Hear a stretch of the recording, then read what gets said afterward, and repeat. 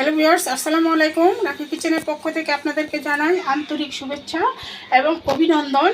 আজ আমি আপনাদেরকে চিরা আলু দিয়ে একটা ইউনিক নাস্তা বানিয়ে দেখাবো। এই নাস্তাটা অনেক সহজ, বানানো অনেক সহজ, অতি তাড়াতাড়ি বানানো হয়ে যায়। আপনাদের সাথে এই নাস্তাটা খেতে অনেক দারুণ মজা লাগে, তাই আমি আজকে আপনাদের সাথে নাস্তার রেসিপিটা শেয়ার। দেখেন বন্ধুরা, এখানে আমি ছোটো সাইজের 5টা আলু নিয়েছি। আলুটাকে আমি হালকা সিদ্ধ করে নিয়েছি। হালকা সিদ্ধ মানে আপনার 100% সিদ্ধ না করে এটাকে আমি 70% সিদ্ধ করে নিয়েছি। আর এখানে আমি একটা গাজর চিড়ে রেখেছি, গাজরটাকে ভালো করে ধুয়ে রেখেছি। এখন এগুলোকে আলু গাজরকে আমি একটা গ্রেট মেশিনের সাহায্যে গ্রেট করে নিব। এই যে দেখতে পাচ্ছেন, আমি একটা গ্রেট মেশিনের সাহায্যে আলু গাজরটাকে গ্রেট করে নিচ্ছি। দেখেন বন্ধুরা, এখানে আমি আলু আর গাজরটাকে গ্রেট করে নিয়েছি। আর এখানে আমি 1 কাপ চিড়া নিয়েছি। চিড়াটাকে ভালো করে ছেলে পরিষ্কার করে বেছে পরিষ্কার করে নিয়েছি। তারপরও আমি এটাকে একটু পানি দিয়ে হালকা করে ধুয়ে নিব চিড়াটাকে। এই যে আমি এখন একটু পানি দিয়ে হালকা করে ধুয়ে নিচ্ছি। বন্ধুরা, এখানে আমি প্রথমে একটা মিক্সি বোল নিয়েছি। মিক্সি বোলের মধ্যে আমি নিয়ে নিব আলু কুচি আর গাজর কুচি।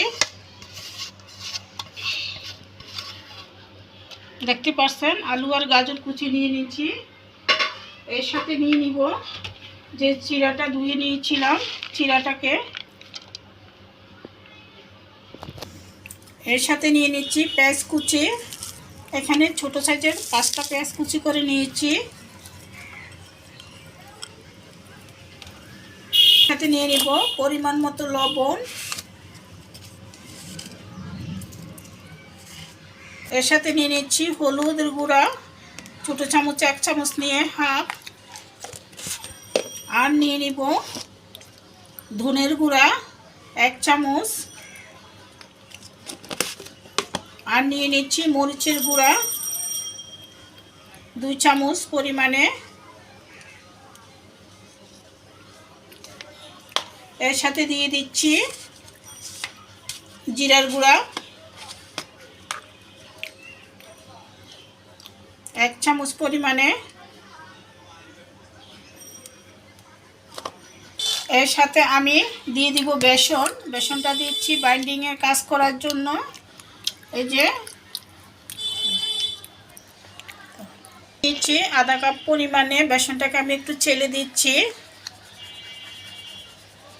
সব কিছু দিয়ে এখন এটাকে আমি ভালো করে মেখে নিব।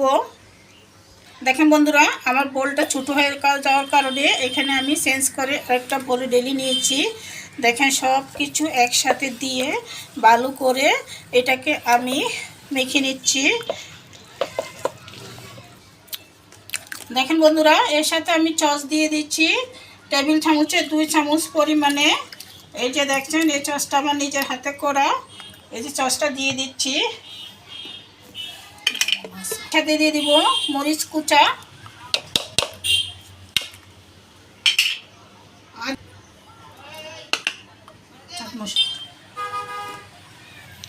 দেখেন বন্ধুরা, চাট মশলা দিয়ে দিচ্ছি। এই যে 4 চামচে 1 চামচ পরিমাণে। আপনাদের বাসায় যদি না থাকে নাও দিতে পারেন, এখানে আপনারা গরম মশলাটা ব্যবহার করতে পারেন। এর সাথে দিয়ে দিব সামান্য করে চিনি। চিনিটা আমি এই যে 4 চামচে 1 চামচ দিয়ে আরও হাফ দিচ্ছি। আপনাদেরকে আমি আরও বলেছি, এখনও বলতেছি, যে কোনো জাল নাস্তার সময় যদি একটু চিনিটা দিয়ে দেন, জাল নাস্তাটার স্বাদ দ্বিগুণ বেড়ে যায়, খেতে অনেক টেস্ট লাগে। আপনারা যদি কেউ পছন্দ না করেন তাহলে এটা বাদ দিয়ে যেতে পারেন।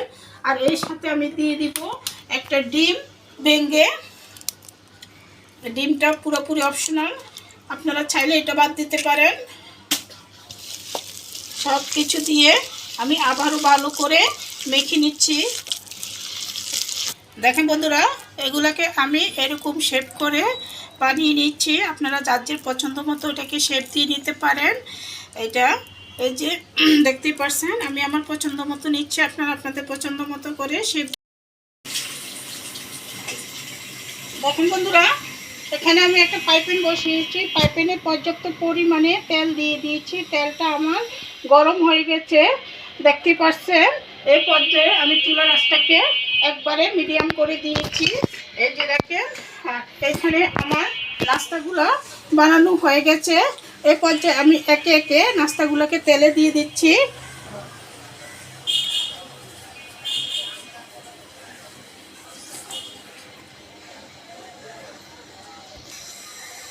তেলটাকে বেশি গরম করে দিতে যাবেন না, বেশি গরম করে দিলে দেখা যাবে যে উপর দিয়ে তেলটা উপরে দিয়ে মুচমুচে লাল হয়ে গেছে কিন্তু ভিতরে কাঁচা রয়ে গেছে।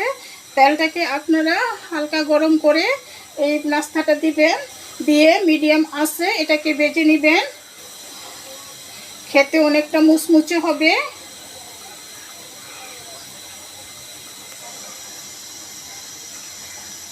এই নাস্তাটা বানানো অনেক সহজ, অতি তাড়াতাড়ি নাস্তাটা বানানো যায়।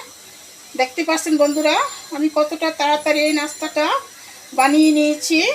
এটা খেতে অনেক টেস্ট হয়। আপনারা বাসায় বানিয়ে খেয়ে দেখবেন, খেয়ে আমাকে কমেন্ট করে জানাবেন নাস্তাটা খেতে কেমন হয়েছে।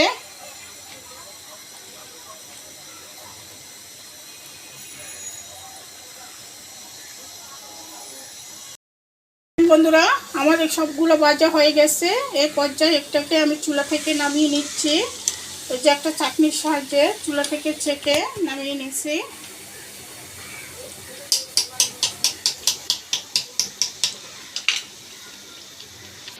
এই যে দেখতে পাচ্ছেন বন্ধুরা কালারটা কতটা সুন্দর হয়েছে, দেখে মনে হয় যে রং দিয়ে আমি কালারটা করেছি, আসলে কিন্তু কোনো রং টং ছাড়াই এই কালারটা। আপনার মিডিয়াম আঁচ করে আস্তে জাল দিয়ে ভেজে নিলে এ ধরনের কালার চলে আসবে। কালারটা দেখতে অনেকটা কালারফুল হয়েছে, দেখতে কতটা সুন্দর লাগে। এই যে আপনার এই নাস্তাটা খেতে অনেক ক্রিস্পি হয়, খেতে দারুণ মজা লাগে। সহজে চটপট করে বাসায় থাকা সামান্য উপকরণ দিয়ে, হাতের কাছে যেসব জিনিস থাকে তা উপকরণ দিয়ে জাল নাস্তাটা সহজে বানানো যায়। এটা আপনারা বিকেলের নাস্তা বা বৃষ্টির দিনে, এরকম বৃষ্টির দিনে ক্রিস্পি নাস্তা খেতে কার না ভালো লাগে। চটপট করে বৃষ্টি পড়তেছে দেখলে চটপট করে বানিয়ে নিতে পারবেন এবং বাচ্চাদের স্কুলে টিফিনও দিতে পারবেন, অতিথি আপ্যায়নও করতে পারবেন। এই নাস্তাটা বানানো অনেক সহজ। আশা করি আপনাদের সবার কাছে আমার ভিডিওটা অনেক ভালো লাগবে। যদি ভালো লেগে থাকে তাহলে অবশ্যই আমাকে লাইক শেয়ার কমেন্ট করবেন এবং প্লিজ প্লিজ প্লিজ আমার চ্যানেলটাকে সাবস্ক্রাইব করুন। এই বলে আমি বিদায় নিলাম। আপনারা সবাই ভালো থাকবেন, সুস্থ থাকবেন।